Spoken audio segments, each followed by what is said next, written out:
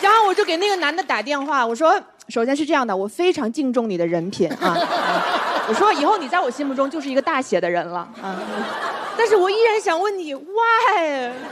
What happened? What's wrong with you?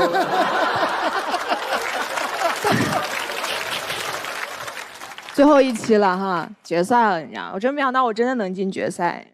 我当时说我要一路敲进总决赛的时候，不是这么想。决赛了，我觉得我必须要讲点我真正感兴趣的话题了，就是谈恋爱。我这一期怎么搞的？我都到决赛了，我竟然没有讲过谈恋爱。我明明最擅长讲谈恋爱，而且我就真的喜欢谈恋爱，我根本不喜欢脱口秀，我就喜欢谈恋爱。我从小就这样，你知道吧？而且我谈恋爱特别投入，从小就这样，我都不用真的谈恋爱，我只要开始暗恋别人，我的学习成绩就会直线下滑。从全校第50马上掉到第500，我妈说咋了这孩子，你是不是沉迷于游戏了？我当时想说是爱情这场游戏。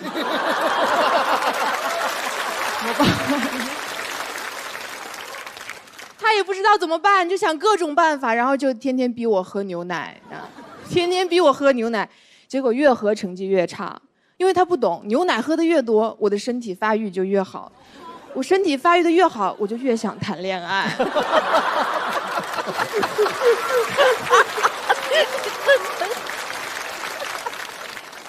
而且我谈恋爱有一个原则，就是我一定要主动的追求别人，因为我只想和我配不上的人谈恋爱。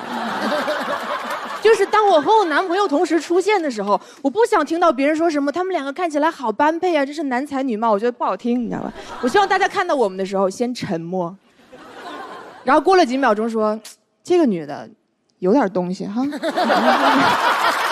剪视频这么久了，太热了，点个冰奶茶喝喝。最近我发现闲鱼有很多的省钱省券，奶茶咖啡9块9居然能买2杯，真的特别省。吃喝玩乐我先推荐闲鱼，闲鱼真的太神奇了。这是我的梦想，你知道吗？因为你想谈恋爱真的太好了，谈恋爱就是怎么都是好，不管你谈得好或者是不好，都一定是好事。就如果你谈得很顺利，你就很幸福很开心，然后你最后就顺利的结婚了，你知道？然后，但是如果你谈得不好，也是一件好事啊。我从小就一直在幻想，如果我男朋友出轨了，当街被我抓到，该是一件多么爽的事情。就是我这辈子就没那么有理过，你知道吧？我可以站在道德的制高点，无情的指责他、侮辱他，他没有办法说任何事。他见到我的时候，那一瞬间一定很慌张，眼神里都充满了恐惧，你知道，说话都开始结巴，说你不要误会，我们只是朋友。这个时候我根本就不听他说什么，我一甩我的秀发，然后 BGM 就在我身后响起，就是那种噔噔噔，为所有爱执着的痛。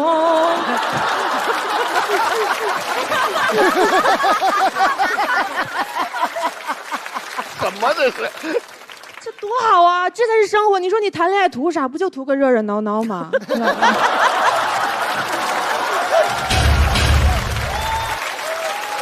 所以我跟很多女生一样，谈恋爱的时候都喜欢逛街。不一样的是，她们都是和男朋友一起逛，而我是自己逛。我就不信我抓不到。真的。失恋也不可怕，没什么；被抛弃也不可怕。你们看过电视剧吗？你们发现电视剧里每一个人、每一个女主角走上人生巅峰，都是从失恋开始的。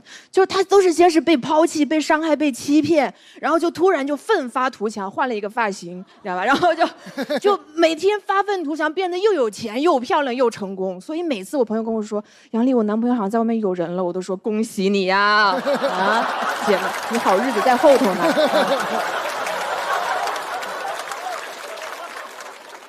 但我觉得说了这么多都白说，你知道吗？我最近觉得我已经没有资格谈恋爱了，你知道吗？我觉得不会有人再爱我了，因为我最近睡觉开始打呼噜了。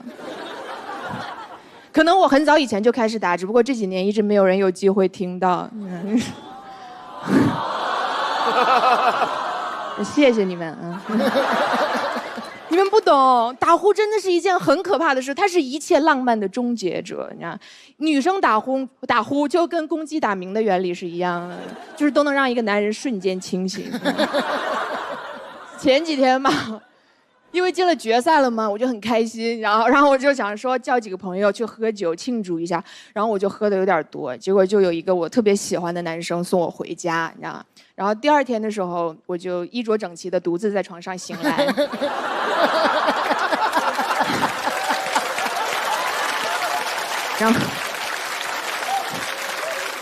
然后我就给那个男的打电话，我说，首先是这样的，我非常敬重你的人品啊，我说以后你在我心目中就是一个大写的人了啊，但是我依然想问你 ，Why? What happened? What's wrong with you?